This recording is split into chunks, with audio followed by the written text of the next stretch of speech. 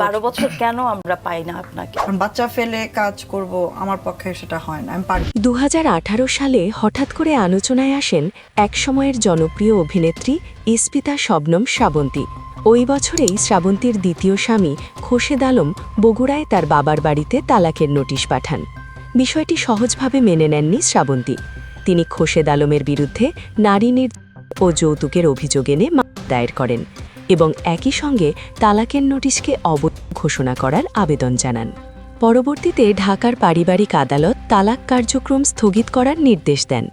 তবে দীর্ঘ সময় পার হলেও সে মামলা এখনও চূড়ান্ত নিষ্পত্তি হয়নি। জানা যায় শ্রাবন্তীর দ্বিতীয় স্বামী অন্যত্র সংসার শুরু করলেও আজও আইনি ও মানসিকভাবে সেই স্বামীর অপেক্ষায় রয়েছেন এই অভিনেত্রী।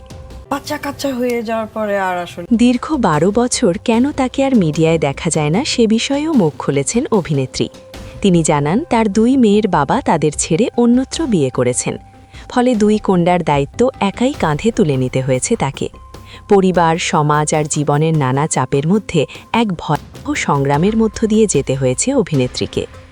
নতুন জীবনের আশায় তিনি পাড়ি জামান বিদেশে। তবে বিদেশের মাটিতে নতুন জীবন শুরু করাও সহজ ছিল না। জীবিকার প্রয়োজনে কিছু সময় যুক্তরাষ্ট্রের একটি বলমার্টে কাজ করতে হয়েছে তাকে।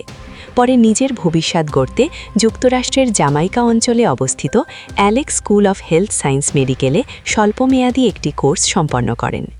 শ্রাবন্তী একসময় পর্দায় ঝলমলে উপস্থিতির নায়িকা। আজ জীবনের বাস্তব লড়াই, অবিচল সংগ্রামী যেন তার নতুন জীবনের গল্প। উল্লেখ্য, রং নাম্বার সিনেমা দিয়ে বড় পর্দায় অভিষেক ঘটে অভিনেত্রী ইস্পিতা শবনম শ্রাবন্তীর।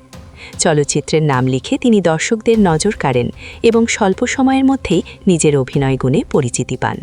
ভিউয়ার্স, এই বিষয়টি নিয়ে আপনাদের কি মতামত জানিয়ে অবশ্যই কমেন্টস করে দিন, আর ভিডিওটি শেয়ার করার অনুরোধ রইল। ভিডিওটি দেখার জন্য অসংখ্য ধন্যবাদ। এমনই আরও ভিডিও পেতে যুক্ত থাকুন আমাদের সাথে। Icon Focus 24 TV, powered by 4D Fourth Dimension. আমাদের চ্যানেলটি সাবস্ক্রাইব করে আমাদের সাথে থাকুন।